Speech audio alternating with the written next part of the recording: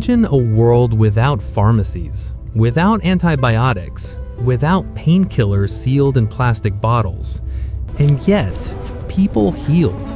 Not occasionally, not by chance, but repeatedly across centuries of war, famine, plague, and brutal living conditions. In medieval Europe, a cut could kill you, a fever could end your life in days, and childbirth was a dangerous gamble. And yet, within monasteries, villages, and quiet herb gardens, a medical tradition evolved, one that modern science is only now beginning to understand.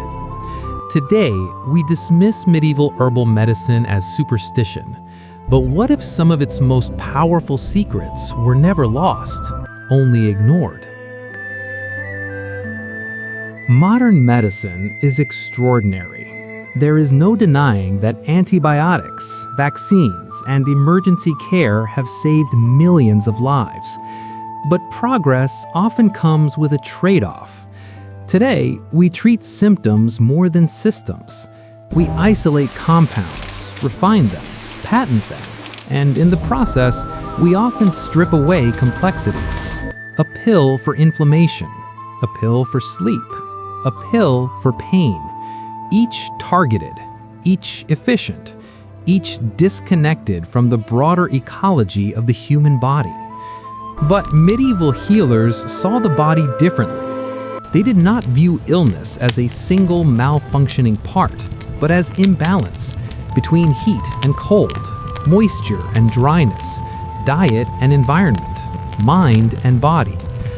Modern medicine excels at crisis intervention, but when it comes to chronic inflammation, gut health, immune resilience, stress-related illness, and long-term balance, many people feel something is missing.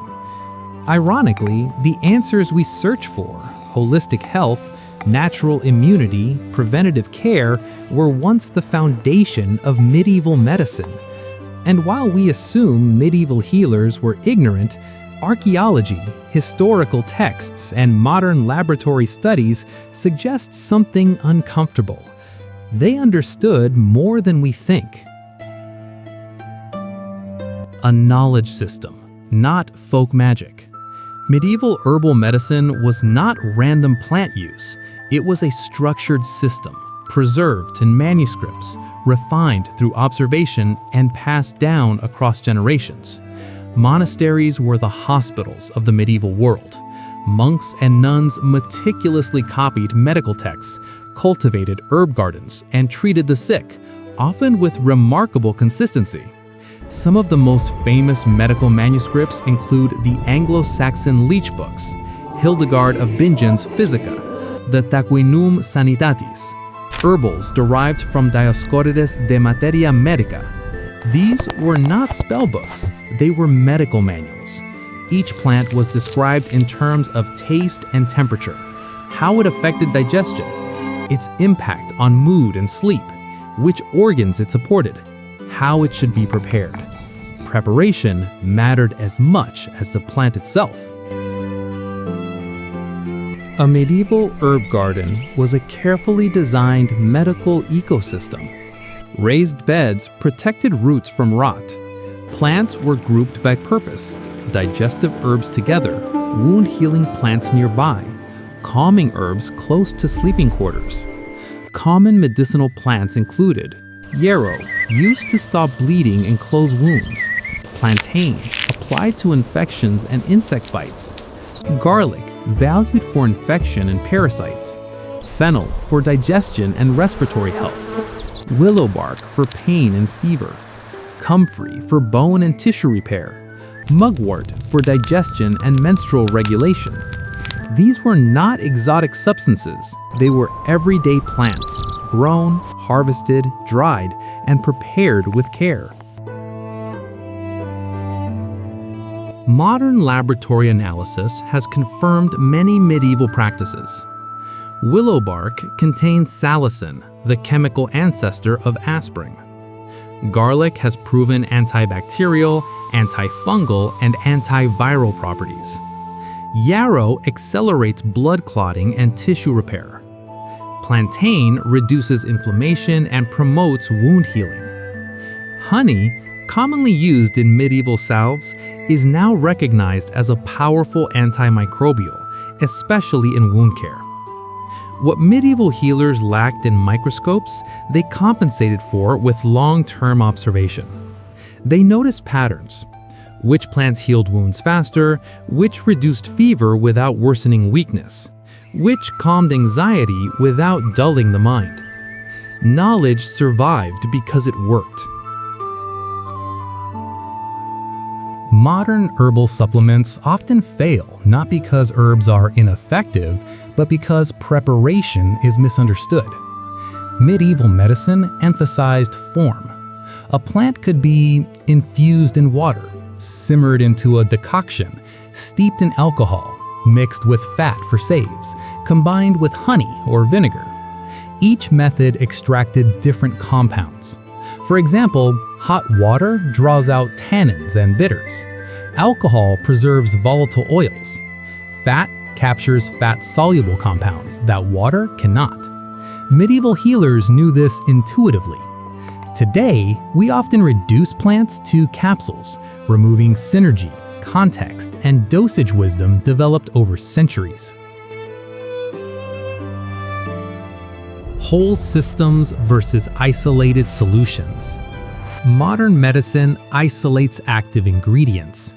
Medieval medicine respected complexity. A medieval remedy often used multiple plants, not randomly, but to balance side effects.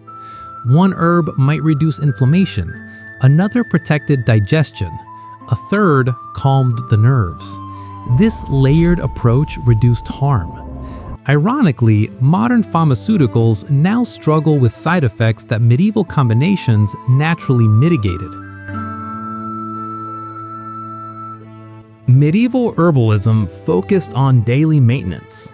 People drank digestive teas after meals. They adjusted herbs seasonally. They treated imbalance before illness became severe. Modern systems reward treatment, not prevention. We seek medicine when we are already broken. Medieval healers sought balance before collapse. This knowledge was not lost by accident. Several forces erased it. Industrialization, which favored mass-produced medicine. Colonial medical models, which dismissed local traditions. Professionalization of medicine, which excluded non-university knowledge. Religious and political shifts, which dissolved monasteries. By the 18th and 19th centuries, herbal medicine was labeled unscientific, not because it failed, but because it could not be patented. And so, centuries of practical wisdom faded into footnotes. This is not a call to abandon modern medicine. It is a call to reclaim balance. What medieval herbal medicine teaches us: prevention matters more than cure. Daily habits shape long-term health. Whole systems heal better than isolated parts. Gut, sleep, stress, immunity are interconnected. Plants are complex allies, not magic bullets. Preparation, dosage, and consistency matter. Observation is a form of intelligence. Listen to how your body responds. Practical, realistic steps. Learn basic herbal teas for digestion and sleep. Respect seasonal eating and rest cycles. Understand plants as support, not miracles. Combine traditional wisdom with modern knowledge, not against it. Medieval herbal medicine was not primitive. It was patient, observant, grounded in reality. It emerged from necessity, survived through results, and vanished through neglect, not failure. Today, as we search for resilience, balance, and sustainable health, we are rediscovering truths our ancestors never forgot. The knowledge was never lost, only ignored. If this journey into forgotten wisdom resonated with you, like the video, subscribe to the channel, and share it with others who believe the past still has something to teach us. Because sometimes the future of health lies not ahead of us, but behind us, waiting to be remembered.